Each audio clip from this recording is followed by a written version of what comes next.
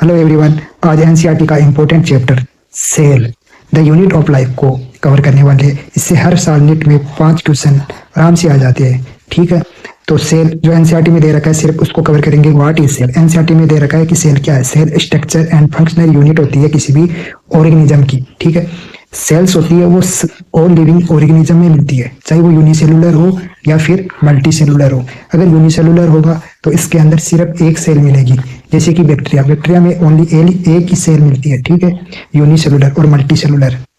Multi cellular जैसे कि human body जो होती है वो मल्टी सेलुलर होती है। ठीक है, बहुत सारी सेल्स मिलके क्या बनाती है? टिश्यू बनाती है। और टिश्यू से क्या बनता है? ऑर्गन बनता है। और ऑर्गन से ऑर्गन सिस्टम बनता है। और ऑर्गन सिस्टम से एनिमल बनता है। ठीक है, तो इसी तरीके से जो मल्टी सेलुलर होते हैं उसमें बहुत सारी सेल्स मिलती है। ठीक है, फिर नेक्स्ट देखते हैं unicellular organism are capable. Unicellular जो ऑर्गेनिज्म होते हैं वो कैपेबल होते हैं किसके लिए? ये फ्री एग्जिस्ट कर सकते हैं। इसका स्वतंत्र अस्तित्व होता है, यानी इंडिपेंडेंट एग्जिस्टेंस होती है। एक ही सेल्स के अंदर सारे जो फंक्शन होते हैं वो एक ही सेल्स के अंदर हो सकते हैं। जो यूनिसेलुलर जो ऑर्गेनिज्म होते हैं वो एक ही सेल से मिलके हुए बने हुए होते हैं। तो जितने भी फंक्शन होते हैं, इंपॉर्टेंट फंक्शन, वो किसमें होते हैं? वन सेल में, एक ही सेल्स के अंदर हो सकते हैं। अब एनसीईआरटी में दे रखा है वायरस के बारे में कि वायरस जो होता है वो कैसा होता है। वायरस यूनिसेलुलर होता है या नहीं होता? नहीं होता वायरस यूनिसेलुलर। ठीक है, क्योंकि वायरस के अंदर कोई सेल्स नहीं होती है, जिसकी वजह से वायरस का जो इंडिपेंडेंट एग्जिस्टेंस होता है वो नहीं होता है। वायरस का नहीं होता है। वायरस नॉन लिविंग होता है, होस्ट से बाहर होता है तो नॉन लिविंग होता है। इसके अंदर साइटोप्लाज्म नहीं होता है। अगर होस्ट में होगा तो लिविंग होगा वायरस। ठीक है, और इसके अंदर या तो डीएनए होता है या फिर आरएनए होता है। अब आगे एनसीईआरटी में दे रखा है फर्स्ट सेल। पहली जो सेल्स होती है वो किसके द्वारा डिस्कवर की गई थी? तो रॉबर्ट हुक। रॉबर्ट हुक ने सबसे पहले डेड सेल्स को देखा था। किसने देखा था? रॉबर्ट हुक ने। कौन सी सेल्स को? डेड सेल्स को। किसमें? कॉर्क में। फिर आता है एंट वॉन ल्यूवेनहोक। एंट वॉन ल्यूवेनहोक ने जो लिविंग सेल्स को सबसे पहले देखा था। फर्स्ट सेल के बारे में देखते हैं कि फर्स्ट सेल सबसे पहले लिविंग किसने देखी? एंट वॉन ल्यूवेनहोक ने। और रॉबर्ट हुक ने कौन सी सेल्स देखी थी? Dead cells. न्यूक्लियस। न्यूक्लियस की डिस्कवरी किसने की थी? रॉबर्ट ब्राउन ने। किसने की थी? रॉबर्ट ब्राउन ने। तो एनसीईआरटी में दे रखा है रॉबर्ट ब्राउन। आंसर आएगा रॉबर्ट ब्राउन अगर क्वेश्चन आया तो। फिर एनसीईआरटी में दे रखा है सेल थ्योरी के बारे में कि सेल थ्योरी किसके द्वारा दी गई थी। तो सेल थ्योरी को देने वाले दो साइंटिस्ट थे, स्लेडन एंड स्वान। स्लेडन ने क्या बताया? स्लेडन जो थे वो बोटनिस्ट थे। वो 38 में क्या बताया उसने कि जो प्लांट होते हैं, प्लांट, ठीक है, प्लांट की जो बॉडी बनी हुई होती है वो सेल्स की बनी हुई होती है। और सेल्स होता है, उसका जो ग्रुप होता है वो क्या बनाता है? प्लांट में प्लांट टिश्यू बनाता है। ये किसने दिया? स्लेडन ने। ये कंसेप्ट किसने दिया? स्लेडन ने। सबसे पहले स्लेडन ने क्या बताया कि जो प्लांट होते हैं उसकी बॉडी किसकी बनी होती है? सेल की। और सेल्स के जो ग्रुप है वो क्या बनाते हैं? टिश्यू। यानी प्लांट में क्या मिलता है? Plant tissue. ठीक है, किसने बताया? स्लेडन ने। किसने? स्लेडन ने। तो ये याद रखना, स्लेडन ने। अब स्वान ने क्या बताया? ठीक है, स्वान ने क्या बताया? तो स्वान कैसे, कौन थे? जूलॉजिस्ट। इन्होंने 39 में बताया था कि जो एनिमल्स होते हैं उसकी बॉडी किसकी बनी हुई होती है? सेल की। और एनिमल्स की बॉडी सेल्स की बनी हुई होती है। और सेल्स के बाहर की तरफ एक थिन आउटर लेयर होती है। बाद में पता चला कि ये आउटर लेयर जो होती है उसको हम क्या बोलते हैं? Plasma membrane. और साथ ही इन्होंने बताया, क्या बताया कि प्लांट जो होते हैं, प्लांट, ठीक है, प्लांट के जो सेल्स होती है उसकी बाहर की तरफ कवरिंग होती है और जो कि रिजिड होती है, जिसको हम क्या बोलते हैं? Cell wall. यानी जो स्वान थे और स्लेडन थे, दोनों ने ही क्या बताया कि जो एनिमल्स होते हैं और प्लांट होते हैं इनकी बॉडी किसकी बनी हुई होती है? सेल की मिलकर बनी हुई होती है। किसकी? सेल की। दोनों ने कॉमन थ्योरी दी। कौन सी थ्योरी? Cell theory. दोनों ने दी कॉमन थ्योरी। बाद में उन्होंने ऐड किया कि ऑल लिविंग ऑर्गेनिज्म, चाहे वो प्लांट हो या फिर एनिमल हो, किसके बने हुए होते हैं? सेल के बने हुए होते हैं। किसके? सेल के बने हुए होते हैं।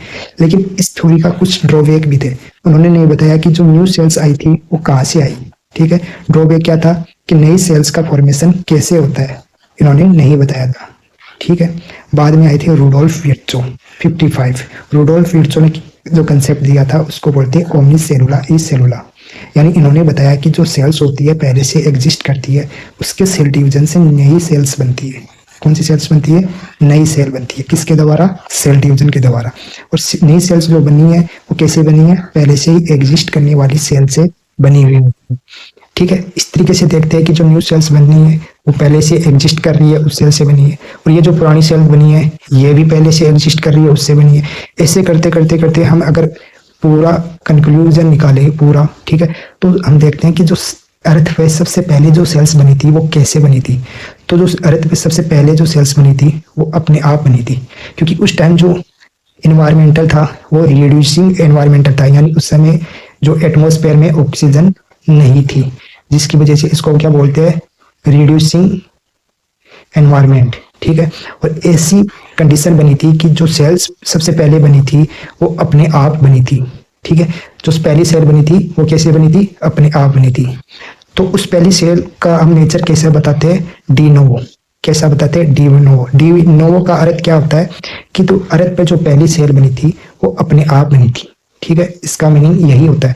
अगर आपसे क्वेश्चन पूछ लिया जाए कि माइटोकॉन्ड्रिया का ओरिजिनल डी नोवो होता है, तो माइटोकॉन्ड्रिया का जो ओरिजिन होता है वो डी नोवो नहीं होता है, क्योंकि माइटोकॉन्ड्रिया जो होता है वो पहले से बने हुए माइटोकॉन्ड्रिया के डिवीजन से बनता है, वो अपने आप तो नहीं बनता है माइटोकॉन्ड्रिया, ठीक है। ये एनसीईआरटी का डीप कंसेप्ट है, आप इसको वेरी वेरी इंपॉर्टेंट लगा लेना, वेरी वेरी इंपॉर्टेंट। फिर आता है एनसीईआरटी में दे रखा है साइज ऑफ सेल, सेल का साइज बताना है। तो सबसे पहले जो एनसीईआरटी में दे रखा है स्मॉलेस्ट सेल कौन सी है, तो माइकोप्लाज्मा के बारे में दे रखा है, ठीक है। माइकोप्लाज्मा की जो लेंथ दे रखी है वो 0.3 माइक्रोमीटर दे रखी है, 0.3 माइक्रोमीटर।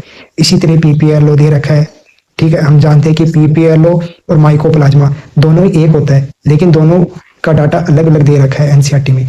तो जो डाटा अलग अलग दे रखा है उसको आप एनसीईआरटी में लिख लेना कि जो 0.3 माइक्रोमीटर है वो क्या है, लेंथ, और 0.1 माइक्रोमीटर है वो क्या है, डायमीटर, ठीक है। ये आप एनसीईआरटी में लिख लेना। फिर बैक्टीरिया सेल, बैक्टीरिया सेल की जो लेंथ होती है वो 1 से लेकर 2 माइक्रोमीटर होती है। वायरस के बारे में दे रखा है कि वायरस की जो लेंथ होती है वो कितनी होती है, तो ये डाटा एनसीईआरटी में दे रखा है। फिर आरबीसी की जो लेंथ होती है वो 7 माइक्रोमीटर होती है। फिर एनसीईआरटी में दे रखा है लॉन्गेस्ट सेल्स कौन सी होती है, नर्वस सेल। फिर longest, largest, isolated, single cell, तो ये एक सेल होती है, ठीक है, एक सेल्स होती है। तो इसको आप वेरी वेरी इंपॉर्टेंट लगा लेना, क्योंकि एनसीईआरटी में 2 डाटा दे रखा है, एक तो लेंथ का दे रखा है, एक डायमीटर का दे रखा है, लेकिन उनमें दोनों ही में लेंथ दे रखा है, आप इसको करेक्शन कर लेना एनसीईआरटी में। फिर नेक्स्ट देखते हैं शेप ऑफ सेल, यानी शेप बतानी है हमको सेल की, कौन कौन सी सेल किस शेप में रहती है। और जो सेल्स की जो शेप होती है वो उसके फंक्शन के अकॉर्डिंग अलग अलग होती है, ठीक है। फंक्शन अगर चेंज होता है तो इसकी शेप भी चेंज होती है। जैसे कि आरबीसी बाइकॉनकेव होती है, क्यों होती है, क्योंकि इसको हीमोग्लोबिन को कैरी करना होता है, ऑक्सीजन को कैरी करना होता है, इसलिए इसकी शेप कैसी हो जाती है, बाइकॉनकेव। डब्ल्यूबीसी होती है वो अमीबॉइड होती है, इसकी शेप भी चेंज होती रहती है, ठीक है। इसके अंदर न्यूक्लियस होता है, जिसकी वजह से इसकी न्यूक्लियस बाई लोब होता है, ठीक है। एस शेप का होता है, किडनी शेप का होता है, इसलिए इसकी शेप भी चेंज होती रहती है। फिर कोलुमनर एपिथेलियम है, ये लॉन्ग होती है और नैरो होती है। नर्वस सेल जो ब्रांच होती है और लॉन्ग होती है, क्यों होती है ब्रांच और लॉन्ग, क्योंकि इसको नर्वस सेल जो होती है वो इम्पल्स को कैरी करती है, बहुत लंबी दूरी तक क्या करती है, कैरी। जैसे कि हेड होती है, हेड से ये हाथ की अंगुली तक जो नर्व जाती है, ठीक है, इसको इम्पल्स किसके द्वारा जाता है, नर्व के द्वारा जाता है, नर्व के द्वारा जाता है, तो ये लॉन्ग होती है। क्योंकि हेड से अगर हम देखते हैं नर्व कहाँ तक जाएगी, पैरों तक जाएगी, तो इसका लॉन्ग होना जरूरी है, ठीक है। और साथ में ब्रांच होना भी जरूरी है। फिर ट्रेकिस्ट होती है वो इलोंगेटेड होती है, और मीजोफिल्स होती है वो राउंड और ओवल शेप की होती है। तो ये जो शेप होती है किसी भी सेल का, ठीक है, वो अलग अलग होता है, सब में अलग अलग होता है। क्यों होता है, क्योंकि उसके फंक्शन अलग अलग होते हैं, ठीक है। वेरी वेरी इंपॉर्टेंट, फंक्शन अलग अलग होते हैं, सबका शेप एक जैसा नहीं होता है, ये ध्यान में रखना, सबका फंक्शन एक जैसा नहीं होता है, इसलिए शेप भी एक जैसी नहीं होती है। फिर आता है सेल्स के बारे में, कि हम सेल्स के बारे में देखते हैं कि जो सेल्स होती है वो कैसी होती है। सेल्स प्रोकैरियोटिक होते हैं और यूकैरियोटिक होते हैं। प्रोकैरियोटिक जो सेल्स होती है, प्रोकैरियोटिक सेल्स, इसके अंदर जो न्यूक्लियस होता है वो वेल डेवलप नहीं होता है, यानी अब्सेंट होता है, ठीक है, अब्सेंट होता है। किसमें, प्रोकैरियोटिक। यूकैरियोटिक, यू का मतलब सही, कैरियोटिक मतलब न्यूक्लियस, यानी न्यूक्लियस वेल डेवलप होता है, ठीक है। कैरियो का मतलब न्यूक्लियस होता है, ठीक है। प्रो मतलब पहले, प्रिमिटिव, कैरियोटिक यानी पहले जो प्रिमिटिव ऑर्गेनिज्म होता है उसके अंदर न्यूक्लियस कैसा मिलता है, अब्सेंट होता है। फिर आता है ट्रू न्यूक्लियस अब्सेंट होता है, यानी बाहर की तरफ मेम्ब्रेन नहीं मिलती है। फिर एनसीईआरटी में दे रखा है यूकैरियोटिक सेल्स के बारे में, कि यूकैरियोटिक सेल्स होते हैं उसके अंदर न्यूक्लियस होता है और साइटोप्लाज्म होता है। न्यूक्लियस के अंदर क्या होता है, डीएनए होता है, ठीक है। न्यूक्लियस के अंदर क्या होता है, डीएनए होता है, जिसकी वजह से ये पूरी सेल्स को क्या करता है, कंट्रोल करता है। ठीक है। अब आपसे क्वेश्चन पूछ लिया जाए यूकेरियोटिक सेल्स के अंदर सेल को कौन कंट्रोल करता है, तो आंसर आएगा न्यूक्लियस। ठीक है। इसी तरीके से आपसे पूछ लिया जाए यूकेरियोटिक सेल्स जो होती है, ठीक है, उसमें सबसे ज्यादा जो सेलुलर एक्टिविटी होती है वो कहाँ होती है, तो आंसर आएगा साइटोप्लाज्म में। क्योंकि साइटोप्लाज्म में जो सेल ऑर्गेनल्स होते हैं जैसे कि एंडोप्लाज्मिक रेटिकुलम, गोल्जी बॉडी और माइटोकॉन्ड्रिया जैसे ऑर्गेनिज्म ऑर्गेनल्स होते हैं। ठीक है। इसकी वजह से क्या होता है, प्रोटीन सिंथेसिस होता है, जिसकी वजह से सेलुलर एक्टिविटी सबसे ज्यादा कहाँ होती है, साइटोप्लाज्म में होती है। ठीक है। फिर एनसीईआरटी में दे रखा है सेल वॉल के बारे में कि सेल वॉल कैसी होती है। ठीक है। एनसीईआरटी में दे रखा है कि सेल वॉल कैसी होती है। तो सेल वॉल होती है नॉन लिविंग भी होती है। ठीक है। नॉन लिविंग होती है यानी ये लिविंग नहीं होती है, लेकिन प्रीमेबल होती है, यानी इससे जो मॉलिक्यूल्स होती है वो कैरी कर सकते हैं, सेल वॉल से आर पार जा सकते हैं मॉलिक्यूल्स। ठीक है। तो ये प्रीमेबल होती है, ध्यान में रखना। सेल वॉल होती है किस किस में, प्लांट में होगी, एल्गी में होगी, फंजाई में भी होगी और बैक्टीरिया में होगी, लेकिन एनिमल सेल्स में नहीं होती है, माइकोप्लाज्मा में नहीं होती है। क्या नहीं होती है, सेल वॉल। यहाँ सेल वॉल के बारे में दे रखा है कि सेल वॉल जैसे कि प्रोकैरियोटिक एंड यूकैरियोटिक सब में मिलती है, तो यह स्टेटमेंट रॉन्ग है। ठीक है। सेल वॉल के बारे में अगर स्टेटमेंट आए कि ये प्रोकैरियोटिक एंड यूकैरियोटिक दोनों में मिलती है तो ये गलत हो जाएगा, क्योंकि प्रोकैरियोटिक माइकोप्लाज्मा में नहीं मिलती है लेकिन बैक्टीरिया में मिलती है। ऐसे यूकैरियोटिक एनिमल्स में नहीं मिलती है लेकिन प्लांट में मिलती है। तो इस तरीके से आपसे क्वेश्चन पूछा जा सकता है। अब सेल वॉल किस किस की बनी हुई होती है, किस किस में, तो प्लांट के अंदर जो सेल वॉल होती है वो इसके 4 कंपोनेंट होते हैं, जैसे कि सेलुलोज होता है, हेमीसेलुलोज होता है, पेक्टिन होता है और प्रोटीन से मिलकर हुई बनी होती है। एल्गी के अंदर जो सेल वॉल होती है उसमें भी सेलुलोज होता है, ग्लेप्टेंस होता है और मेनेज होता है। ठीक है। और कैल्शियम कार्बोनेट होता है। वेरी वेरी इंपॉर्टेंट, एनसीईआरटी में दे रखा है एल्गी की सेल वॉल। और फंजाई की किसकी बनी होती है, काइटिन की। बैक्टीरिया की किसकी बनी होती है, पेप्टिडोग्लाइकेन की सेल वॉल बनी हुई होती है। वेरी वेरी इंपॉर्टेंट है ये, आपसे मैचिंग मैच द कॉलम वाले क्वेश्चन पूछ सकते हैं। ठीक है। और इसको आपको कवर करना है। फिर एनसीईआरटी में दे रखा है कि प्राइमरी जो सेल वॉल होती है, प्राइमरी सेल वॉल और सेकेंडरी सेल वॉल के बीच में क्या होता है, मिडल लेमिना होता है। ये क्या काम करती है कि दो सेल्स को आपस में चिपकाने का काम करता है। और किसकी बनी हुई होती है, कैल्शियम एंड मैग्नीशियम पेक्टेट की बनी हुई होती है। ठीक है। ये चिपकाने का काम करता है, इसलिए इसको हम क्या बोलते हैं, प्लांट सीमेंट भी बोलते हैं। क्या बोलते हैं, प्लांट सीमेंट। अब एनसीईआरटी में ये दे रखा है कि प्राइमरी जो सेल वॉल होती है और सेकेंडरी सेल वॉल होती है, इसमें ग्रोथ करने की कैपेसिटी किसमें होती है, तो प्राइमरी जो सेल वॉल होती है वो थिन होती है यानी पतली होती है, इलास्टिक होती है यानी लचीली होती है और साथ में ये ग्रोथ भी कर सकती है। ठीक है। इसमें ग्रोथ हो सकती है। सेल वॉल अगर प्राइमरी सेल वॉल है तो सेल ग्रोथ कर सकती है, लेकिन अगर सेल के बाहर की तरफ सेकेंडरी सेल वॉल आ जाती है, ठीक है, तो ये मोटी होती है, रिजिड होती है, जिसकी वजह से ये सेल ग्रोथ नहीं कर सकती है क्योंकि ये रिजिड होती है। ये कंसेप्ट आपको ध्यान में रखना है। फिर सेल वॉल के बारे में दे रखा है एनसीईआरटी में, सेल मेम्ब्रेन। एनसीईआरटी के अकॉर्डिंग देखते हैं सेल मेम्ब्रेन कैसी होती है, तो थिन होती है, बहुत ही पतली होती है, लिविंग होगी। ठीक है। एनसीईआरटी में दे रखा है selective permeable and semi permeable, तो एनसीईआरटी में दोनों दे रखा है। अगर आपको आंसर देना है तो आपको सेलेक्टिव परमेबल चूज करना है। ठीक है। अगर क्वेश्चन आ जाए नीट में तो सेलेक्टिव परमेबल राइट होगा।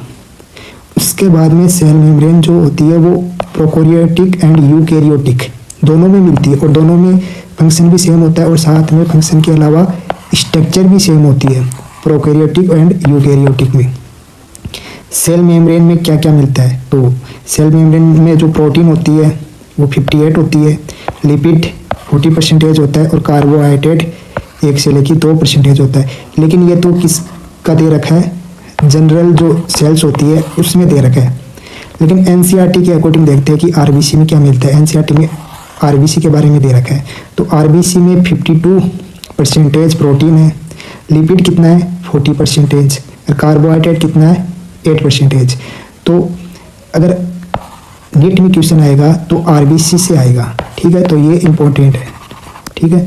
अब नेक्स्ट देखते हैं कि सेल मेम्ब्रेन में फास्फोलिपिड मिलता है और फास्फोलिपिड की स्ट्रक्चर देखते हैं कि पोलर तो हेड होता है और कार्बन बॉन्ड मिलते हैं इसमें। कार्बन टेल किसकी बनी हुई होती है, फैटी एसिड की, और फैटी एसिड में कार्बन होता है। तो जो फैटी एसिड होता है वो सेचुरेटेड भी होता है, यानी इसमें जो कार्बन होता है उसमें सिंगल बॉन्ड मिलता है और साथ में अनसेचुरेटेड फैटी एसिड भी होता है, यानी इसमें डबल बॉन्ड भी मिलते हैं। फास्फोलिपिड में जो हेड होता है वो कैसा होता है, हाइड्रोफिलिक हेड होता है। हाइड्रोफिलिक यानी ये वाटर के साथ रिएक्शन कर सकता है। और जो टेल होती है वो फैटी एसिड होता है, और फैटी एसिड कैसा होता है, hydrophobic. Hydrophobic non polar, NCERT में दे रखा है नॉन पोलर, यानी ये पोलर भी नहीं है और हाइड्रोफोबिक है। फोबिक का मतलब हाइड्रो यानी वाटर से दूर जाने वाला है। तो हेड एंड टेल, ठीक है, दोनों अलग अलग नेचर के, यानी हाइड्रोफिलिक और हाइड्रोफोबिक है, दोनों नेचर मिलता है फास्फोलिपिड में। तो इस मॉलिक्यूल को क्या बोलते हैं, एम्फीपैथिक बोलते हैं, क्योंकि इसमें दोनों ही नेचर मिलेगा। हेड जो होती है वो बाहर की तरफ होती है, ठीक है, और टेल जो होता है सेल मेम्ब्रेन में वो अंदर की तरफ होता है। क्यों होता है अंदर की तरफ, क्योंकि ये हाइड्रोफोबिक होता है। हाइड्रोफोबिक होने की वजह से ये अंदर की तरफ होता है, और साथ में ये नॉन पोलर होता है और हेड पोलर होता है। एनसीईआरटी में डायरेक्ट दे रखा है। सेल मेम्ब्रेन की अगर स्टडी करते हैं सेल मेम्ब्रेन की, तो सेल मेम्ब्रेन की स्टडी करते हैं तो हम किसको सेलेक्ट करते हैं, मैच्योर आरबीसी को। क्यों करते हैं, क्योंकि बाहर की तरफ सेल मेम्ब्रेन होती है मैच्योर आरबीसी में, और अंदर जो होता है उसमें nucleus, mitochondria and endoplasmic reticulum जैसे सेल ऑर्गेनल्स नहीं मिलते, यानी अंदर की तरफ बिल्कुल खाली होगा। खाली होगा तो जब इसको माइक्रोस्कोप में देखते हैं तो ओनली सेल मेम्ब्रेन दिखती है, ठीक है। इसलिए ये स्टडी करने में वेरी वेरी इंपॉर्टेंट है कि सिर्फ मैच्योर आरबीसी की स्टडी करते हैं। एनसीईआरटी में दे रखा है। अब structure of cell membrane, NCERT के अकॉर्डिंग देखते हैं कि कितने मॉडल दिए गए थे। तो फ्लूइड मोजेक मॉडल के बारे में देखते हैं कि जो सेल की स्ट्रक्चर है उसको बताने वाला मॉडल जो था वो फ्लूइड मोजेक मॉडल था। ये 72 में दिया गया था, और किसने दिया था, सिंगर एंड निकोलसन ने दिया था, ठीक है। ये जो बाहर की तरफ हेड होता है और अंदर की तरफ टेल मिलती है, बाहर की तरफ हेड और अंदर की तरफ टेल, इसलिए इसमें 2 लेयर बनती है फास्फोलिपिड की, ठीक है। फास्फोलिपिड जो सेल मेम्ब्रेन होते हैं उसमें जो मेनली लिपिड मिलता है वो कौन सा होता है, फास्फोलिपिड। कौन सा लिपिड मिलेगा, फास्फोलिपिड। और ये क्या प्रोवाइड करता है सेल मेम्ब्रेन को, फ्लूइडिटी प्रोवाइड करता है, ठीक है। क्यों करता है, क्योंकि इसके अंदर अनसैचुरेटेड फैटी एसिड भी होता है, इसकी वजह से ये फ्लूइड नेचर देता है किसको, सेल मेम्ब्रेन को, ठीक है। हमने फास्फोलिपिड की स्ट्रक्चर पहले ही देख ली, ठीक है, क्योंकि फास्फोलिपिड में saturated and unsaturated fatty acid मिलता है, जिसकी वजह से ये फ्लूइड नेचर प्रोवाइड कराता है किसको देता है, सेल मेम्ब्रेन को, ठीक है। लिपिड जो होता है सेल मेम्ब्रेन में वो कितने टाइप के होते हैं, कौन कौन से मिलते हैं, एक तो फास्फोलिपिड मिलता है, दूसरा कौन सा, कोलेस्ट्रॉल। फास्फोलिपिड जो होता है वो सेल मेम्ब्रेन को क्या देता है, फ्लूइड नेचर, और जो कोलेस्ट्रॉल है वो स्टेबिलिटी देता है, ठीक है। यानी ये दोनों जो लिपिड हैं इसकी वजह से जो सेल मेम्ब्रेन का जो नेचर होता है वो कैसा होता है, सेमी फ्लूइड नेचर, ठीक है। यानी ये तो ना तो ये सॉलिड होती है और ना ही ये फ्लूइड होती है, इसको बोलती है क्वासी फ्लूइड नेचर। एनसीईआरटी में दे रखा है quasi fluid nature. Quasi fluid nature किसको बोलते हैं, ना तो ये कैसी होती है, सॉलिड नेचर की होती है और ना ही फ्लूइड नेचर की, इसलिए इसको बोलते हैं सेमी फ्लूइड नेचर। अब जो सेल मेम्ब्रेन होती है जिसकी वजह से इसकी जो नेचर होता है वो फ्लूइड नेचर का होता है, किसकी वजह से होता है, ये फास्फोलिपिड। और कौन, फास्फोलिपिड में भी किसकी वजह से, अनसैचुरेटेड फैटी एसिड की वजह से। इस नेचर की वजह से क्या होता है कि सेल ग्रोथ कर सकती है, सेल में डिवीजन हो सकता है, एंडोसाइटोसिस हो सकता है और सिक्रेशन हो सकता है, और formation of intercellular junction, in formation of intercellular junction का फॉर्मेशन हो सकता है। क्यों हो सकता है, क्योंकि सेल मेम्ब्रेन का कैसा नेचर है, फ्लूइड नेचर, ठीक है। अब नेक्स्ट देखते हैं जो प्रोटीन है, प्रोटीन के बारे में दे रखा है एनसीईआरटी में। प्रोटीन कौन कौन सी मिलती है सेल मेम्ब्रेन में, तो एक तो बाहर की तरफ मिलती है जिसको हम पेरिफेरल बोलते हैं या फिर एक्सट्रेंसिक बोलते हैं, और एक अंदर की तरफ प्रोटीन मिलती है, ठीक है। कार्बोहाइड्रेट जो मिलता है सेल मेम्ब्रेन में ये क्या काम करता है, सेल मेम्ब्रेन में जो कार्बोहाइड्रेट मिलता है ये सेल रिकॉग्नाइजेशन का काम करता है, यानी सेल को पहचानने का काम करता है कार्बोहाइड्रेट। कार्बोहाइड्रेट कहाँ मिलेगा, ग्लाइकोप्रोटीन में। ग्लाइकोप्रोटीन में जो कि किसकी बनी होती है, ग्लूकोज और प्रोटीन से मिलकर बनी होती है ग्लाइकोप्रोटीन, ठीक है। इसी तरीके से ग्लाइकोलिपिड में जो ग्लूकोज और लिपिड की बनी हुई होती है इसको बोलते हैं ग्लाइकोलिपिड। इसके अंदर जो ग्लूकोज होता है, ठीक है, वो क्या होता है, कार्बोहाइड्रेट, और ये क्या काम करता है, सेल को पहचानने का काम करता है। एग्जाम्पल देखो, जैसे कि फर्टिलाइजेशन होता है तो उसमें जो स्पर्म और एग आपस में मिलते हैं तो कैसे पहचानते हैं, किसकी वजह से पहचानते हैं, किसकी वजह से? कार्बोहाइड्रेट की वजह से। किसकी वजह से? कार्बोहाइड्रेट की वजह से। एंडोप्लाज्मिक रेटिकुलम कहाँ मिलता है? साइटोप्लाज्म में मिलेगा, ठीक है। और जब इसकी स्ट्रक्चर देखते हैं तो इसके अंदर जो बहुत ही छोटे छोटे ट्यूब लाइक स्ट्रक्चर आपस में नेटवर्क बनाते हैं, किसमें? एंडोप्लाज्मिक रेटिकुलम में। इसके दो पार्ट होते हैं, एक तो इनसाइड होता है जिसको न्यूमेलन बोलते हैं, और दूसरा बाहर की तरफ होता है जिसको जो कहाँ होता है? साइटोप्लाज्म में होता है। जो एंडोप्लाज्मिक रेटिकुलम होता है, ठीक है, इसमें कौन कौन सी स्ट्रक्चर मिलती है, ठीक है। तो सिस्टनी मिलती है इसमें। क्या मिलती है? सिस्टनी। ये कैसी होती है? लॉन्ग होती है और अनब्रांच होती है, ठीक है। तो लॉन्ग होती है और अनब्रांच होती है, जिसकी वजह से इसमें SCR में राइबोसोम का फॉर्मेशन होता है, और साथ में इसमें ट्यूबल्स मिलती है। ये सिस्टनी कहाँ मिलेगी? आपको पूछ लिया जाए कि ER में सिस्टनी कहाँ मिलेगी, तो ये रफ एंडोप्लाज्मिक रेटिकुलम में मिलेगी, ठीक है। रफ एंडोप्लाज्मिक रेटिकुलम में ट्यूबल्स होती है। ये ट्यूबल्स जो मिलती है कौन सी एंडोप्लाज्मिक रेटिकुलम में मिलती है? स्मूथ एंडोप्लाज्मिक रेटिकुलम में मिलती है, ठीक है। वेसिकल्स होते हैं, ठीक है। इसके बाहर की तरफ मेम्ब्रेन मिलती है और ये Oval shape and spherical shape के होते हैं। अब NCERT में दे रखा है एंडोमेम्ब्रेन सिस्टम। एंडोमेम्ब्रेन सिस्टम में कौन कौन से ऑर्गेनल्स आते हैं? तो एंडोप्लाज्मिक रेटिकुलम आता है, गोल्जी बॉडी आता है, लाइसोसोम आता है और वैक्यूल्स आता है। आपसे क्वेश्चन दिए रखा है कि माइटोकॉन्ड्रिया, प्रोक्सीसोम और क्लोरोप्लास्ट क्या एंडोप्लाज्मिक रेटिकुलम में आएंगे? तो आपका आंसर है नहीं आएंगे, ठीक है, नहीं आएंगे, ये नहीं आएंगे, ठीक है। कौन कौन नहीं आएगा? माइटोकॉन्ड्रिया, प्रोक्सीसोम और क्लोरोप्लास्ट, ये नहीं आएगा। कौन कौन आता है? Endoplasmic reticulum, Golgi body and lysosome and vacuole, ठीक है। इस तरह के क्वेश्चन आ सकते हैं। अब NCERT के अकॉर्डिंग देखते हैं कि जो लाइसोसोम का फॉर्मेशन है वो किससे होता है? गोल्जी बॉडी से, और गोल्जी बॉडी का एंडोप्लाज्मिक रेटिकुलम से। जो रफ एंडोप्लाज्मिक रेटिकुलम होता है और जो स्मूथ एंडोप्लाज्मिक रेटिकुलम होता है उसमें क्या क्या डिफरेंस होते हैं वो आप भी देखते हैं कि रफ एंडोप्लाज्मिक रेटिकुलम में तो राइबोसोम मिलता है और कौन सा? ATS, जबकि स्मूथ में नहीं मिलेगा। रफ एंडोप्लाज्मिक रेटिकुलम होता है उसमें क्या मिलती है? सिस्टनी, और स्मूथ में क्या मिलता है? ट्यूबुल्स। रफ एंडोप्लाज्मिक रेटिकुलम क्या काम करता है? प्रोटीन का सिंथेसिस करता है एंड सिक्रेशन का काम करता है, जबकि स्मूथ जो होता है वो लिपिड का सिंथेसिस करता है, जैसे कि लिपिड में स्टेरॉयड हार्मोन का सिंथेसिस करेगा। कौन सा? स्मूथ एंडोप्लाज्मिक रेटिकुलम, क्योंकि इसमें राइबोसोम नहीं होते हैं। अब जो माइक्रोसोम के बारे में दे रखा है कि माइक्रोसोम क्या होता है, तो जब माइक्रोसोम के बारे में दे रखा है, माइक्रोसोम क्या होता है? एंडोप्लाज्मिक रेटिकुलम जो होते हैं इसके छोटे छोटे फ्रेगमेंट को हम क्या बोलते हैं? माइक्रोसोम बोलते हैं, ठीक है। ये ध्यान में रखना, आ सकता है क्वेश्चन। एंडोप्लाज्मिक रेटिकुलम के जो फंक्शन है वो बताना है आपको।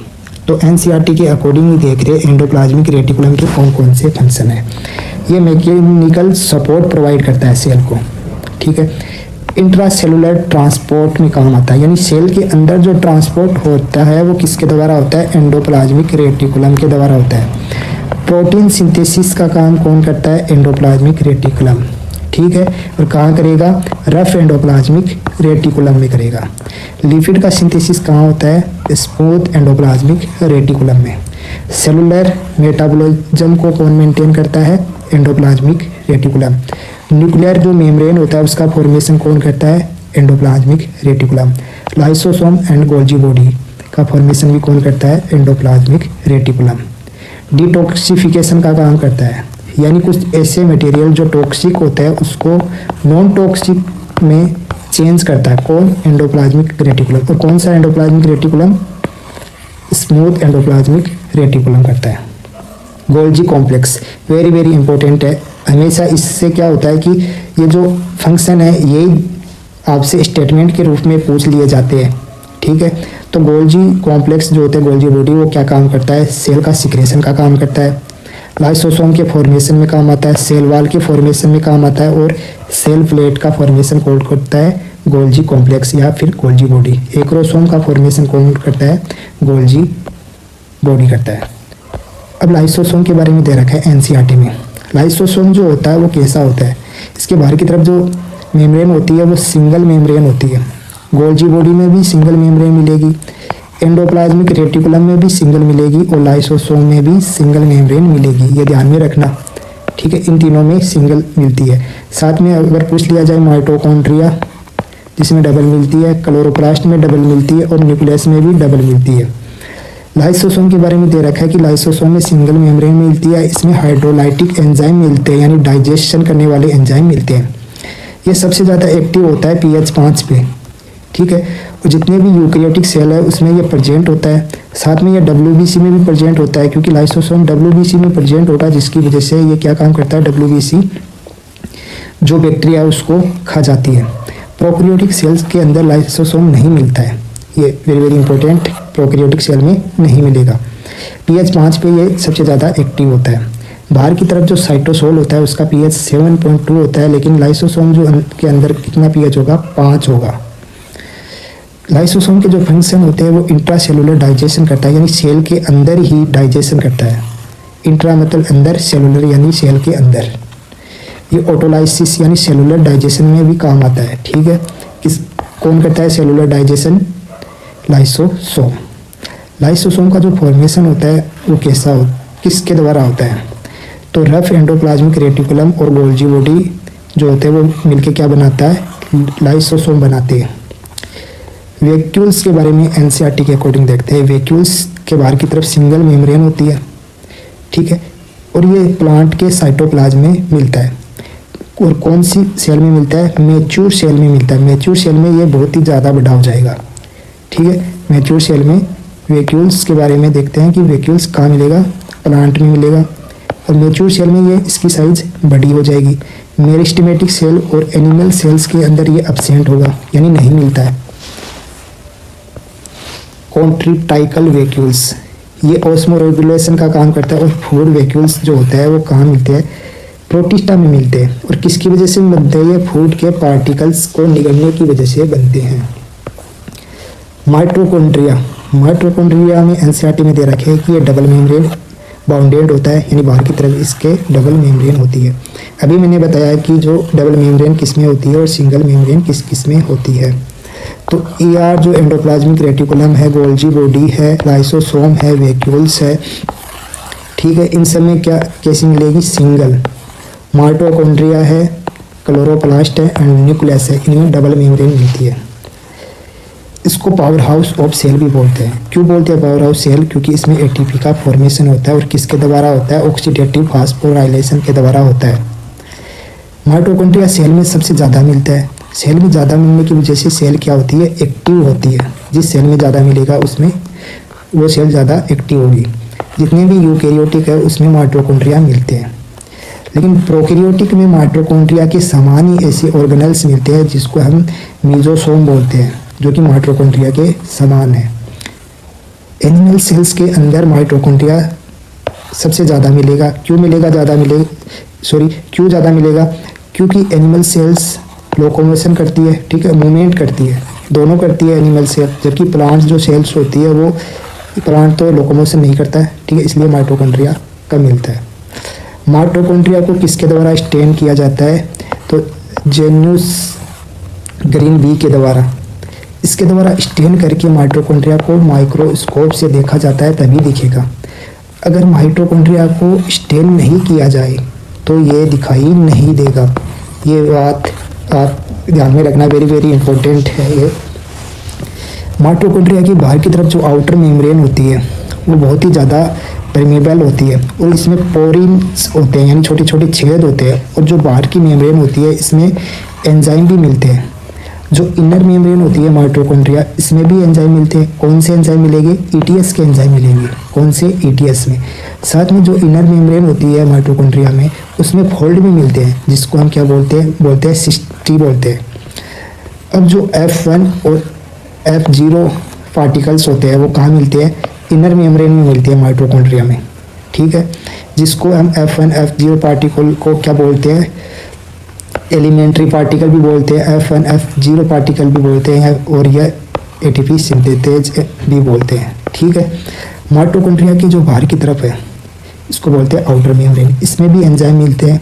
और ये जो इनर मेम्ब्रेन होती है इसमें किसके एंजाइम मिलते हैं, ETS के। ETS के very important electron transport system के एंजाइम कहाँ मिलते हैं, इनर मेम्ब्रेन में मिलते हैं, किसमें, माइटोकॉन्ड्रिया में। तो ये वेरी इंपॉर्टेंट है। माइटोकॉन्ड्रिया की मैट्रिक्स के बारे में देखते हैं कि माइटोकॉन्ड्रिया के मैट्रिक्स में क्या मिलते हैं, डीएनए मिलेगा। डीएनए से क्या बनता है, डीएनए से आरएनए बनता है और आरएनए से प्रोटीन बनता है माइटोकॉन्ड्रिया के मैट्रिक्स में। इसके अंदर प्रोटीन बनने की वजह से, डीएनए से आरएनए और आरएनए से प्रोटीन बनने की वजह से माइटोकॉन्ड्रिया का जो नेचर होता है वो सेमी ऑटोनमस नेचर होता है, यानी ये अपने आप ही प्रोटीन का फॉर्मेशन कर देती है, यानी सेल के अंदर प्रोटीन का फॉर्मेशन हो जाता है, इसलिए ये किसी पे ज़्यादा डिपेंड नहीं रहती है। इसको बोलते हैं सेमी ऑटोनोमस ऑर्गेनल्स। मैट्रिक्स जो होता है माइटोकॉन्ड्रिया, इसके अंदर क्रेब साइकिल के एंजाइम्स मिलते हैं, डीएनए मिलेगा और राइबोसोम मिलेगा। राइबोसोम कौन सा मिलेगा, 70S राइबोसोम मिलता है। कौन सा, 70S। जो इनर मेम्ब्रेन है, ठीक, इनर मेम्ब्रेन और साथ में जो आउटर मेम्ब्रेन है, इसमें जो स्पेस होता है उसको बोलते हैं प्री माइटोकॉन्ड्रियल स्पेस। ठीक है, ये दोनों के बीच में मिलता है, इनर मेम्ब्रेन और आउटर मेम्ब्रेन के बीच में। जो डीएनए होता है माइटोकॉन्ड्रिया का, वो कैसा होता है, सर्कुलर होता है, GC रिच होता है और साथ में नेकेड होता है। ठीक है, राइबोसोम कौन से मिलती है, 70S टाइप के। माइटोकॉन्ड्रिया के जो फंक्शन दे रखे हैं एनसीईआरटी के अकॉर्डिंग देखते हैं कि माइटोकॉन्ड्रिया क्या क्या काम करता है। एटीपी का फॉर्मेशन करता है माइटोकॉन्ड्रिया, एरोबिक रेस्पायरेशन में माइटोकॉन्ड्रिया का काम होता है और फोटो रेस्पायरेशन में भी माइटोकॉन्ड्रिया काम में आता है। फोटो रेस्पायरेशन के बारे में पूछ लिया जाए कि कौन कौन से ऑर्गेनेल्स में फोटो रेस्पायरेशन होता है, तो माइटोकॉन्ड्रिया में होगा, क्लोरोप्लास्ट में होगा और प्रोक्सीसोम में होता है। फोटो रेस्पायरेशन को हम C2 साइकिल भी बोलते हैं। इसमें क्या होता है कि रूबिस्को एंजाइम किससे जुड़ता है, ऑक्सीजन से रिएक्शन कर लेता है, जिसको हम फोटो रेस्पायरेशन बोलते हैं। माइटोकॉन्ड्रिया जो होता है वो बाइनरी फिजन के द्वारा नए माइटोकॉन्ड्रिया बनाता है, जिसको हम एमाइटोसिस भी बोलते हैं। ठीक है, आपसे पूछ लिया जाए क्वेश्चन कि माइटोकॉन्ड्रिया का जो ओरिजिन है वो डीनोवो है, तो आपका आंसर आएगा यस या नो। तो आंसर है नो, क्योंकि डीनोवो का मीनिंग होता है कि सेल अपने आप बनती है, सेल्फ ओरिजिनेट होती है, लेकिन माइटोकॉन्ड्रिया तो अपने आप नहीं बनता है। किसके द्वारा बनता है, बाइनरी फिजन के द्वारा। प्रोकैरियोटिक सेल एंड माइटोकॉन्ड्रिया की जो सेल होती है इसमें कुछ सिमिलरिटी मिलती है, यानी समानता मिलती है प्रोकैरियोटिक सेल और माइटोकॉन्ड्रिया, जिसकी वजह से इसको हम ये मानते हैं कि माइटोकॉन्ड्रिया का जो ओरिजिन होता है वो प्रोकैरियोटिक सेल से हुआ है। ठीक है, क्या क्या समानता मिलती है, डीएनए के बारे में देखते हैं कि प्रोकैरियोटिक सेल के अंदर जो डीएनए होता है वो डबल स्टैंडर्ड होता है, सर्कुलर होता है, GC रिच होता है और नेकेड होता है। माइटोकॉन्ड्रिया का जो डीएनए होता है वो भी सेम होता है। माइटोकॉन्ड्रिया में भी डबल स्टैंडर्ड डीएनए होता है, सर्कुलर डीएनए मिलेगा, GC यानी ग्वानिन एंड साइटोसिन रिच मिलेगा और नेकेड मिलेगा। ठीक है, राइबोसोम दोनों में सेम मिलता है, 70S राइबोसोम ही तो माइटोकॉन्ड्रिया में मिलता है और 70S ही प्रोकैरियोटिक सेल में। दोनों जो डिवीजन करती है वो भी सेम करती है। ठीक है, प्लास्टिड के बारे में एनसीईआरटी के अकॉर्डिंग देखते हैं कि प्लास्टिड क्या होता है। डबल मेम्ब्रेन बाउंडेड स्ट्रक्चर होती है प्लास्टिड। ठीक है, बाहर की तरफ की 2 मेम्ब्रेन होती है, एक आउटर होती है और एक इनर होती है। प्लांट सेल में मिलेगा, ठीक है, साथ में यूग्लिना में मिलेगा। बड़ा इसकी जो साइज होती है वो बड़ी होती है, जिसकी वजह से माइक्रोस्कोप में आसानी से दिखाई देता है। साइज कैसी होती है, बड़ी होती है, जिसकी वजह से ये माइक्रोस्कोप में आसानी से दिखाई देगा। पिगमेंट के बेस पे प्लास्टिड को हम देखते हैं कि ये 3 टाइप के होते हैं। किस बेस पे, पिगमेंट के बेस पे। कितने टाइप के, 3 टाइप के। कौन कौन से होते हैं, ल्यूकोप्लास्ट होता है। ल्यूकोप्लास्ट कैसा होता है, कलरलेस होता है। ठीक है, इसमें पिगमेंट नहीं मिलेगा। क्रोमोप्लास्ट होता है, क्रोमोप्लास्ट का जो कलर होता है वो ग्रीन कलर के अलावा दूसरे जितने भी कलर है उन सभी प्लास्टिड को क्या बोलते हैं, क्रोमोप्लास्ट। और क्लोरोप्लास्ट का जो कलर होता है वो कैसा होता है, ग्रीन कलर का होता है, इसमें ग्रीन पिगमेंट मिलते हैं। प्लास्टिड के बारे में देखते हैं कि प्लास्टिड के बाहर की तरफ आउटर मेम्ब्रेन मिलती है और अंदर की तरफ इनर मेम्ब्रेन मिलती है। आउटर मेम्ब्रेन और इनर मेम्ब्रेन से ये बाउंडेड होता है, यानी ये double membrane bounded cell organelles है। जो प्लास्टिड होता है वो प्लांट सेल में मिलता है या फिर यूग्लिनोइड्स में मिलता है। ये साइज में बड़े होते हैं जिसकी वजह से आसानी से माइक्रोस्कोप से दिखाई देते हैं। पिगमेंट के बेस पे जो प्लास्टिड होते हैं वो कितने टाइप के होते हैं? 3 टाइप के होते हैं पिगमेंट के बेस पे। कौन कौन से? ल्यूकोप्लास्ट होता है, ठीक है, ल्यूकोप्लास्ट होता है, क्रोमोप्लास्ट होता है एंड क्लोरोप्लास्ट होता है। ल्यूकोप्लास्ट जो होता है वो कलरलेस होता है। कलरलेस होने की वजह से ये प्लास्टिड में कोई पिगमेंट नहीं होता है। क्यों कलरलेस होता है? क्योंकि पिगमेंट ही नहीं होते। क्रोमोप्लास्ट जो होता है उसमें हम देखते हैं कि ये रेड कलर की हो सकते हैं, ऑरेंज हो सकते हैं, ब्लू हो सकते हैं, येलो हो सकते हैं, ठीक है, लेकिन ग्रीन नहीं हो सकते, क्योंकि ग्रीन जो प्लास्टिड होते हैं उसको हम क्या बोलते हैं? क्लोरोप्लास्ट बोलते हैं। ल्यूकोप्लास्ट सबसे पहले, उसके बाद में देखते हैं कि जो ल्यूकोप्लास्ट होता है वो कैसा होता है। ल्यूकोप्लास्ट कलरलेस होता है प्लास्टिड, इसके अंदर पिगमेंट नहीं मिलते। पिगमेंट क्या होते हैं? एब्सेंट होते हैं। और ये क्या काम करता है? फूड का स्टोरेज करता है। और ये 3 टाइप के होते हैं ल्यूकोप्लास्ट। कौन कौन से होते हैं? एमाइलोप्लास्ट। एमाइलोप्लास्ट में क्या होता है कि ये स्टार्च को स्टोर करता है। और ये किस में मिलता है? पोटैटो में। एलुरोप्लास्ट, एलुरोप्लास्ट है जो कि प्रोटीन को स्टोर करता है। Elaioplast, elaioplast fat and oil को स्टोर करने का काम करता है। क्रोमोप्लास्ट, लास्ट में देखते हैं क्रोमोप्लास्ट। तो हमने देखा कि जो क्रोमोप्लास्ट होता है वो ग्रीन कलर का नहीं होता है, बाकी इसके अंदर ग्रीन कलर के अलावा दूसरे टाइप के कलर मिलते हैं, ठीक है। और इसके अंदर जो पिगमेंट होता है वो कौन सा होता है? कैरोटीनॉइड पिगमेंट होता है, ठीक है, और साथ में ज़ैंथोफिल होता है, ठीक है। फंक्शन क्या है क्रोमोप्लास्ट के? क्या फंक्शन है? ये जो फ्लावर है या फ्रूट है इसको कलर कौन देता है? क्रोमोप्लास्ट देता है, ठीक है। ये कलर देने का काम करता है, ठीक है। ये किस में मिलता है? पेटल एंड पेरिकार्प में मिलेगा। और कौन कौन से कलर का हो सकता है? रेड हो सकता है, ऑरेंज हो सकता है और येलो कलर का हो सकता है। ये किस में मिलता है? पेरिकार्प एंड पेटल में। लास्ट में देखते हैं क्लोरोप्लास्ट, क्लोरोप्लास्ट के बारे में कि जो क्लोरोप्लास्ट होता है वो ग्रीन कलर का होता है। क्लोरोप्लास्ट में पिगमेंट कौन सा मिलता है? क्लोरोफिल मिलता है, जिसकी वजह से इसका जो कलर होता है वो कैसा होता है? ग्रीन। इसको किचन ऑफ सेल भी बोलते हैं। क्यों बोलते हैं? क्योंकि इसमें फोटोसिंथेसिस के द्वारा फूड का फॉर्मेशन होता है। क्लोरोप्लास्ट का जो फंक्शन है वो दे रखा है कि ये क्या काम करता है? फोटोसिंथेसिस का काम करता है।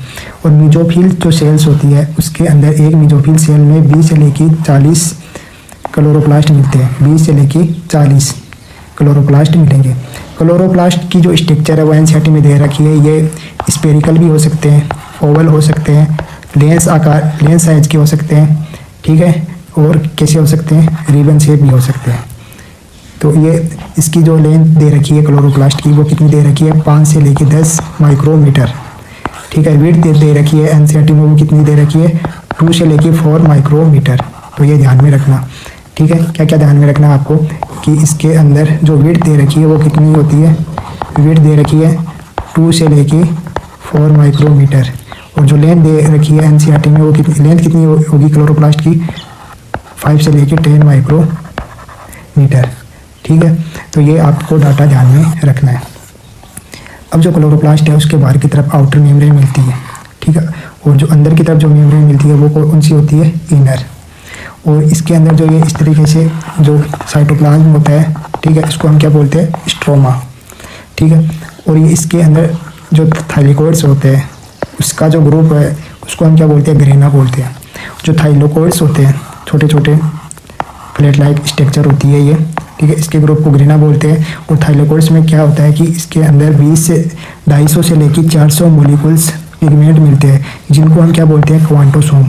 क्या बोलते हैं? क्वांटोसोम। क्वांटोसोम कहाँ मिलेंगे? थाइलेकोइड्स में। जो क्लोरोप्लास्ट होता है उसके अंदर जो राइबोसोम है वो 70S मिलता है। डीएनए होता है वो सर्कुलर डीएनए मिलेगा क्लोरोप्लास्ट में। डबल स्टैंडर्ड होगा, सर्कुलर होगा। कैसा होगा डीएनए? डबल स्टैंडर्ड होगा, सर्कुलर होगा, जीसी रिच होगा एंड नेकेड डीएनए मिलता है। जो क्लोरोप्लास्ट के स्ट्रोमा के अंदर डीएनए होता है वो किसका फॉर्मेशन कर सकता है? एमआरएनए का। और एमआरएनए से क्या बन सकता है? प्रोटीन। तो डीएनए से क्या बन रहा है? यहाँ पे प्रोटीन बन रहा है। तो ये सेल ऑर्गेनल्स प्रोटीन के फॉर्मेशन के लिए दूसरे ऑर्गेनल्स पे डिपेंड नहीं करता है, यानी ये सेमी ऑटोनमस सेल ऑर्गेनल्स होता है। तो इसको क्या बोलते हैं? सेमी ऑटोनमस सेल ऑर्गेनल्स भी बोलते हैं। इसका ओरिजिन देखते हैं कि इसका ओरिजिन प्रोकैरियोटिक जो सेल है उसके समान ही होता है। क्यों होता है? क्योंकि जो प्रोकैरियोटिक सेल है और जो क्लोरोप्लास्ट है और माइटोकॉन्ड्रिया, इनमें जो डीएनए होता है वो सेम होता है, ठीक है। सब में सर्कुलर होगा, डबल स्टैंडर्ड होगा, जीसी रिच होगा एंड नेकेड होगा। राइबोसोम भी समान होता है, 70S मिलता है तीनों में, ठीक है। तो वो 70S राइबोसोम मिलने की वजह से और इसके अंदर जो डिवीजन होता है वो भी बाइनरी फिजन के द्वारा होता है, यानी हम देख सकते हैं इसके जो कैरेक्टर है वो सेम है। तो हम ये मान सकते हैं कि क्लोरोप्लास्ट और माइटोकॉन्ड्रिया का जो ओरिजिन हुआ वो किससे हुआ है, प्रोकैरियोटिक सेल से हुआ है, ठीक है, प्रोकैरियोटिक सेल से। एनसीईआरटी में दे रखा है राइबोसोम के बारे में, किसके बारे में, राइबोसोम। तो राइबोसोम के बारे में देखते हैं कि राइबोसोम क्या काम करता है। तो राइबोसोम के बारे में दे रखा है एनसीईआरटी के अकॉर्डिंग। देखते हैं कि राइबोसोम को हम सबसे पहले राइबोसोम का जो डिस्कवरी हुई, सबसे पहले देखा गया राइबोसोम वो किसके द्वारा देखा गया, प्लेड के द्वारा, और 53 में देखा गया। तो इसको हम क्या बोलते हैं, प्लेड पार्टिकल्स भी बोलते हैं। किसको बोलते हैं, राइबोसोम को। तो इसको प्लेड पार्टिकल्स भी बोल सकते हैं। तो राइबोसोम का जो दूसरा नाम है वो क्या है, प्लेड पार्टिकल्स। इसके बाहर की तरफ मेम्ब्रेन नहीं होती है, यानी मेम्ब्रेनलेस सेल ऑर्गेनेल्स होता है ये। प्रोटीन की फैक्ट्री होती है, राइबोसोम के अंदर ही प्रोटीन का फॉर्मेशन होता है। यूनिवर्सल सेल ऑर्गेनेल्स होता है, क्योंकि ये प्रोकैरियोटिक में भी मिलता है और यूकैरियोटिक में भी राइबोसोम मिलता है। स्मॉलेस्ट सेल ऑर्गेनेल्स है, ठीक है। एनसीईआरटी में दे रखा है ये 15 से लेकर 20 नैनोमीटर इसकी साइज होती है। तो साइज दे रखी है एनसीईआरटी में, तो वेरी वेरी इंपॉर्टेंट है ये, आपसे क्वेश्चन पूछ सकते हैं। राइबोसोम के टाइप देखते हैं कि कितने टाइप का होता है। तो 70S राइबोसोम होता है, जो कि प्रेजेंट होता है किसमें, यूकैरियोटिक एंड प्रोकैरियोटिक दोनों में प्रेजेंट होता है। प्रोकैरियोटिक में बैक्टीरिया में मिलता है, यूकैरियोटिक में किसमें मिलता है, माइटोकॉन्ड्रिया एंड क्लोरोप्लास्ट में मिलेगा। 70S जो राइबोसोम होता है, 70S जो राइबोसोम होता है, इसके 2 यूनिट होते हैं। कौन कौन सी, एक तो 50S और एक 30S। जो 80S राइबोसोम होता है वो किस में मिलता है, यूकैरियोटिक में मिलता है, और इसकी भी 2 यूनिट होती है, 60S एंड 40S। तो आपसे क्वेश्चन पूछ लिया जाएगा कि 70S जो राइबोसोम है वो प्रोकैरियोटिक में कहाँ मिलेगा। तो ये साइटोप्लाज्म में मिलता है। कहाँ मिलता है, साइटोप्लाज्म में। और यूकैरियोटिक में कहाँ मिलेगा, माइटोकॉन्ड्रिया एंड क्लोरोप्लास्ट में। अब 80S जो राइबोसोम है वो कहाँ मिलेगा, यूकैरियोटिक जो सेल होती है उसके साइटोप्लाज्म में मिलता है। और कहाँ मिलता है, ये एंडोप्लाज्मिक रेटिकुलम में भी मिलता है, ठीक है, ये ध्यान में रखना आपको। जो राइबोसोम होता है, ठीक है, राइबोसोम जो होता है वो किसका बना हुआ होता है। तो राइबोसोम किसका बना हुआ होता है, आरआरएनए एंड प्रोटीन का बना हुआ होता है। किसका, आरआरएनए एंड प्रोटीन का, ठीक है। अब जो S यूनिट दे रखी है, S यूनिट के बारे में देखते हैं। और ये क्वेश्चन भी ध्यान में रखना, इसकी जो यूनिट होती है ये आपस में कौन सी आयन की वजह से जुड़ती है, मैग्नीशियम आयन की वजह से, ठीक है। S यूनिट के बारे में देखते हैं। ये इनडायरेक्टली डेंसिटी एंड साइज से रिलेटेड होती है। जिसकी साइज ज़्यादा होती है उसकी डेंसिटी ज़्यादा होगी, तो S यूनिट भी ज़्यादा होगी। साइज कम है, डेंसिटी कम है, तो S यूनिट भी कम मिलती है, ठीक है। तो अब देखते हैं आगे पॉलीसोम। पॉलीसोम को हम क्या बोलते हैं, पॉलीराइबोसोम भी बोलते हैं। पॉलीसोम को पॉलीराइबोसोम भी बोलते हैं। पॉलीराइबोसोम क्यों बोलते हैं, क्योंकि इसके अंदर mRNA तो एक ही होता है और राइबोसोम जगह जगह जुड़े हुए होते हैं। तो आपसे क्वेश्चन पूछ लिया जाएगा कि पॉलीसोम या फिर पॉलीराइबोसोम में mRNA कितने होते हैं, ठीक है। स्टेटमेंट बेस्ड क्वेश्चन आएगा। तो mRNA की तो एक ही मॉलिक्यूल्स होता है, mRNA का कितना मॉलिक्यूल्स होता है, एक। लेकिन जो राइबोसोम होते हैं वो बहुत सारे होते हैं, राइबोसोम बहुत सारे होते हैं। अब नेक्स्ट देखते हैं साइटोस्केलेटन।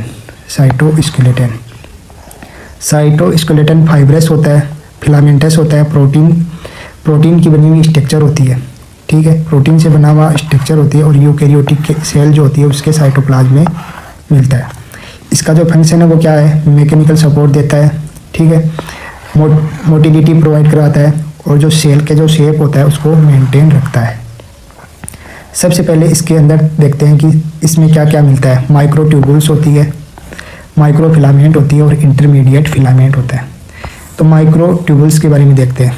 माइक्रोट्यूबुल्स होती है वो होलो होती है, ठीक है, होलो होती है यानी खोखली होती है, और साथ में अनब्रांच होती है, और ये एक सिलेंडर की तरह का शेप होता है इसका, ठीक है। इसकी जो डायमीटर है वो कितना होता है, लगभग 25 नैनोमीटर होता है। और कौन सी प्रोटीन का बना हुआ होता है, ट्यूबुलिन प्रोटीन का बना होता है। फंक्शन क्या है, फंक्शन देखते हैं, ये मैकेनिकल सपोर्ट देता है, ठीक है। माइक्रोट्यूबुल्स क्या देता है, मैकेनिकल सपोर्ट, सेल को मैकेनिकल सपोर्ट देता है और सेल की शेप को बना के रखता है। और किस किस में मिलता है माइक्रोट्यूबुल, तो ये क्वेश्चन आ सकता है किसका कंपोनेंट है, तो सीलिया का है, फ्लैजिला में मिलता है, सेंट्रियोल में मिलता है, ठीक है, एंड स्पिंडल फाइबर में भी मिलता है, ठीक है। और ये किस में हेल्प करता है, सेल डिवीजन में भी हेल्प करता है, जब एस्ट्रले एंड स्पिंडल फाइबर बनते हैं तब। माइक्रोफिलामेंट, माइक्रोफिलामेंट कौन सी प्रोटीन से बना हुआ होता है, एक्टिन प्रोटीन से बना हुआ होता है और ये एक सॉलिड स्ट्रक्चर होती है। इसके फंक्शन में क्या क्या शामिल है, ये क्या क्या काम करता है, तो ये मैकेनिकल सपोर्ट प्रोवाइड करता है, सेल को शेप देता है और मसल जो कॉन्ट्रैक्शन है उसमें काम आता है, सेल के डिवीजन में काम होता है, साइटोकाइनेसिस में काम होता है, ठीक। और सेल की जो मोटिलिटी है, ठीक है, अमीबा में उसमें यूज होता है। इंटरमीडिएट फिलामेंट, इंटरमीडिएट फिलामेंट कौन सी प्रोटीन से मिलकर बना हुआ होता है, ये केराटिन प्रोटीन, और कैसा होता है, सॉलिड होता है।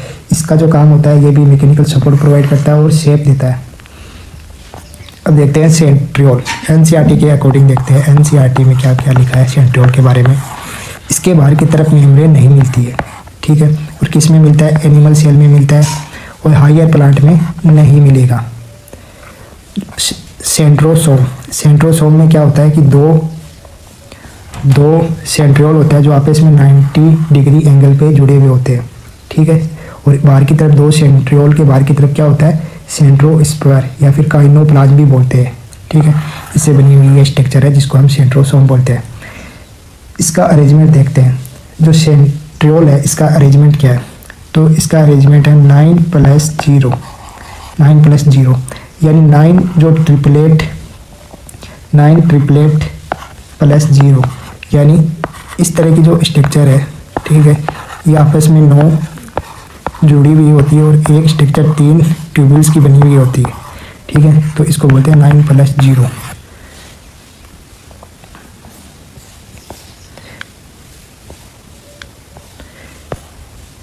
फंक्शन, तो फंक्शन देखते हैं कि क्या क्या फंक्शन है इसका।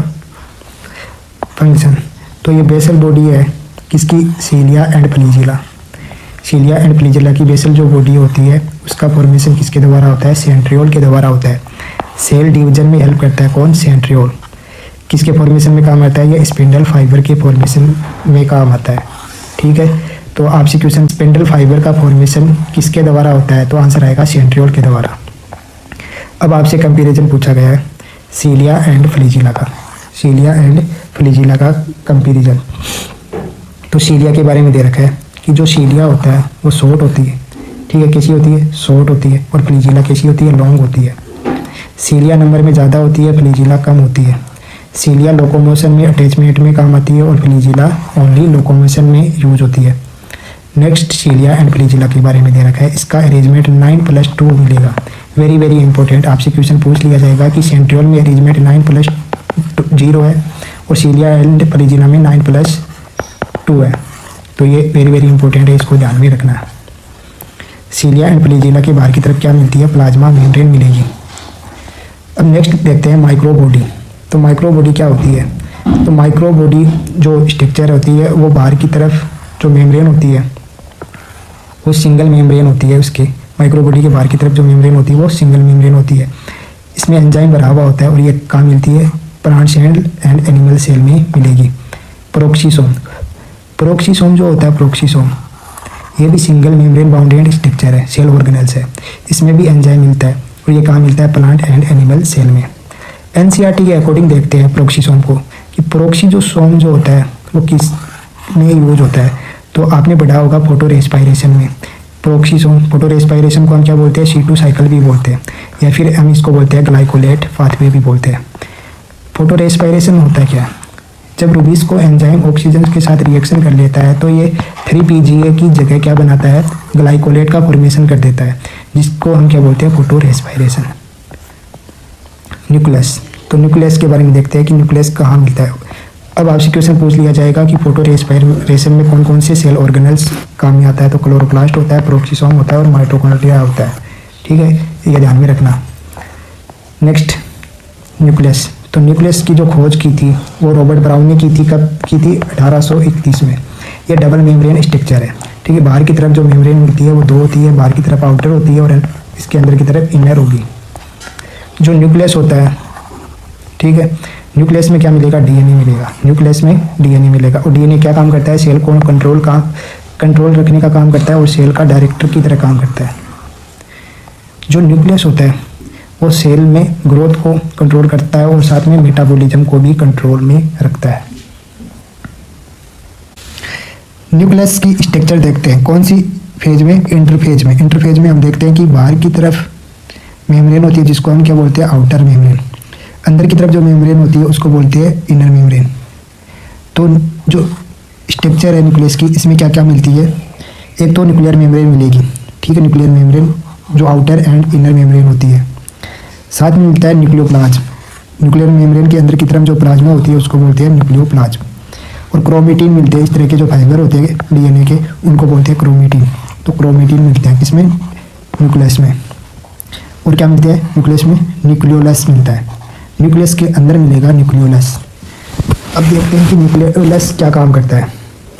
तो सबसे पहले देखते हैं न्यूक्लियर मेम्ब्रेन। इसका जो फॉर्मेशन होता है वो किसके द्वारा होता है? एंडोप्लाज्मिक रेटिकुलम के द्वारा होता है, जो कि इसके बाद दो मेम्ब्रेन होती है, outer and inner membrane.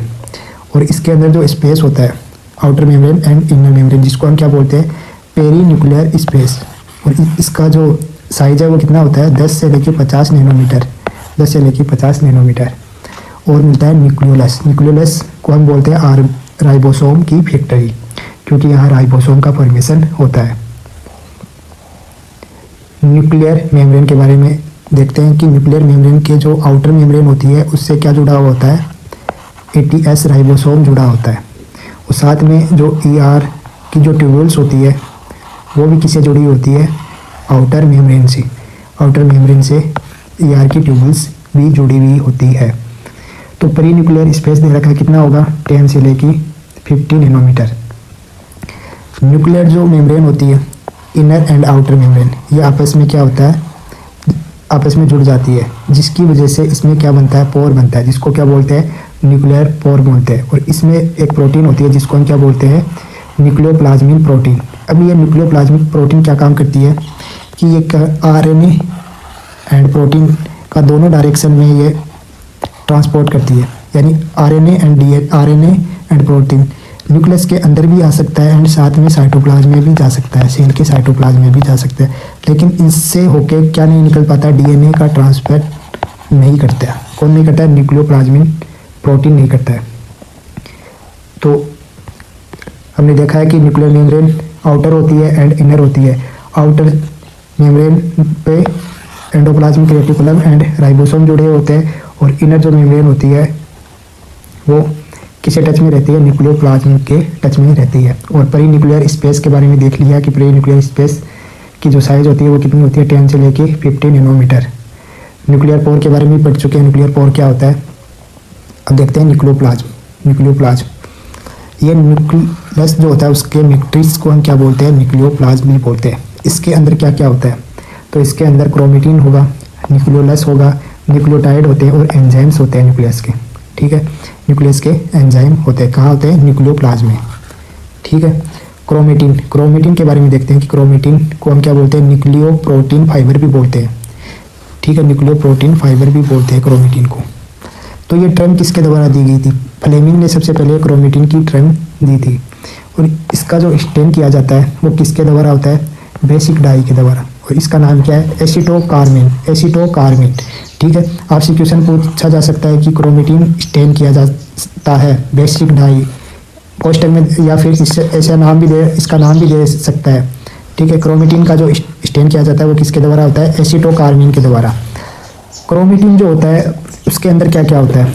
DNA भी हो सकता है, ये आरएनए का बना हुआ भी हो सकता है। इसमें स्टोन प्रोटीन होता है और नॉन स्टोन प्रोटीन भी होते हैं। स्टोन जो प्रोटीन होता है, स्टोन प्रोटीन वो एक बेसिक प्रोटीन होता है। और बेसिक प्रोटीन कौन कौन सी होती है? लाइसिन एंड आर्जिनिन होती है। जो क्रोमेटिन होता है वो दो टाइप के होता है, दो टाइप के क्रोमेटिन मिलेगा, ठीक है। कौन कौन सा मिलेगा? तो कौन कौन सा है? सेल के अंदर जो क्रोमेटिन मिलता है वो दो टाइप का होता है। कौन कौन सा? तो यूक्रोमेटिन होता है एंड हेट्रोक्रोमेटिन होता है। जो यूक्रोमेटिन होता है, ठीक है, यूक्रोमेटिन के बारे में देखते हैं कि यूक्रोमेटिन इस स्ट्रक्चर में देखते हैं कि ये जो डिले हुए लूजली फाइबर होते हैं, ठीक है, क्रोमेटिन के लूजली फाइबर होते हैं, और जो हेट्रोक्रोमेटिन है ये आपस में गूंथे हुए होते हैं, ठीक है, आपस में गूंथे हुए होते हैं। तो यूक्रेटिन के बारे में देखते हैं कि यूक्रोमेटिन जो होता है उसमें स्टोन प्रोटीन लेस होती है, लेस स्टोन प्रोटीन होगा, ठीक है, लूजली पैक्ड होता है, लेस डीएनए होता है, ठीक है, और ट्रांसक्रिप्शन जो होता है वो ज़्यादा एक्टिव होगा, ठीक है, इसमें जो डीएनए होता है वो ज़्यादा एक्टिव होता है। हेट्रोक्रोमेटिन की बात करते हैं, हेट्रोक्रोमेटिन इसमें जो स्टोन प्रोटीन है वो ज़्यादा होता है, टाइटली पैक्ड होता है और डीएनए भी ज़्यादा होता है, ठीक है, और जो ट्रांसक्रिप्शन होता है, ठीक है, वो थोड़ा कम होता है, ठीक है, ट्रांसक्रिप्शन ये इनएक्टिव होता है। तो इतना आपको समझ में आ गया। अब आगे देखते हैं क्रोमोसोम। क्रोमोसोम के बारे में एनसीईआरटी में क्या क्या लिखा हुआ है क्रोमोसोम के बारे में? तो क्रोमोसोम के बारे में एनसीईआरटी में दे रखा है कि क्रोमोसोम की जो स्टडी की जाती है वो कहाँ होती है।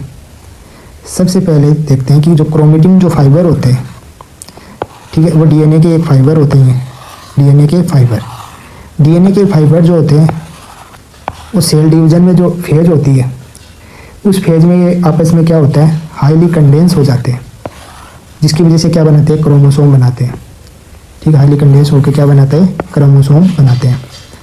अब एनसीईआरटी में दे रखा है कि एक सेल जो होती है, एक सेल, इसके अंदर 2.2 मीटर डीएनए होता है। ये 2.2 मीटर डीएनए होता है वो किस में बंटा हुआ होता है, ये 46 क्रोमोसोम में बंटा हुआ होता है। यानी एक सेल के अंदर कितने क्रोमोसोम होते हैं, 46 क्रोमोसोम होते हैं।